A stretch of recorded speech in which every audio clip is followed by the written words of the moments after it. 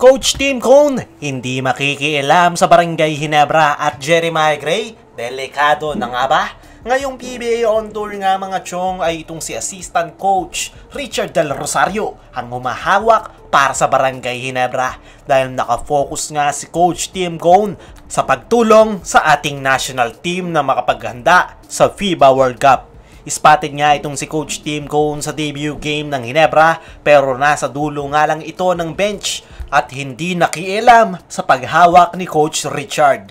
Napakalaki nga ng tiwala ni Coach Tim Cone kay Coach Richard Del Rosario kaya naman ipinagkatiwala niya nga ang kanyang kupunan ngayong PBA on tour.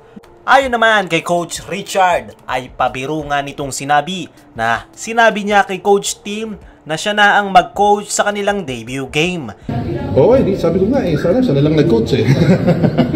Pero pagdating sa seryosong usapan ay good opportunity nga daw ito sa Ginebra coaching staff na mag-grow kasama ng mga players. Dagdag pa ni Coach Richard ay kung ano ang meron sila ay kinakailangan nilang i-maximize ang skills at talent at umaasa nga ito na makakapag-compete sila every game kahit wala ang mga key players. May mensahe rin si Coach Richard sa Barangay Ginebra fans na maging patience. Bago nga lang na daw ito para sa kanila at sinusubukan nilang i-figure out ang sistema para mailabas ang laro ng mga players na meron sila ngayon. Para sa akin mga chong ay bukod sa mga players ay pagkakataon rin ng Barangay Ginebra coaching staff na mag-shine ngayong PBA on tour at once nga na mag-improve pa ang kanilang coaching staff ay Ginebra pa rin naman ang magbe-benefit next season. Barangay Ginebra, Jeremiah Gray, delikado na nga ba?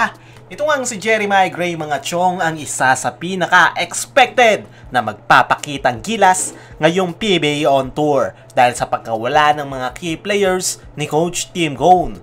Si Jeremiah Gray nga ang pinaka-inaasahan na magi-step up pagdating sa scoring. Pero sa naging debut game nga ng Ginebra kontra San Miguel Beermen ngayong PBA on tour ay dala-dala pa rin ni Jeremiah Gray ang kanyang maalat na performance at nakapagtala nga lang ito ng 9 points, 5 assists at 5 rebounds. Sa 9 attempts nito sa 3-point area ay iisa lang ang nagawa niyang maibaon. Kaya naman, marami nga ang nag-aalala sa magiging kahihinatnan ni Jeremiah Gray sa Barangay Ginebra. May mga kumakalat nga na balita na ititrade na daw ito ng kupunan ni Coach Tim Cone dahil sa napakababa nitong performance. Pero wala ngang katotohanan yan dahil ayaw nga ni Coach Tim na baguhin ang kanyang core players. Ayon nga sa mga source ay nabigyan lang ng warning ng Ginebra management itong si Jeremiah Gray patungkol sa hindi magandang inilalaro nito.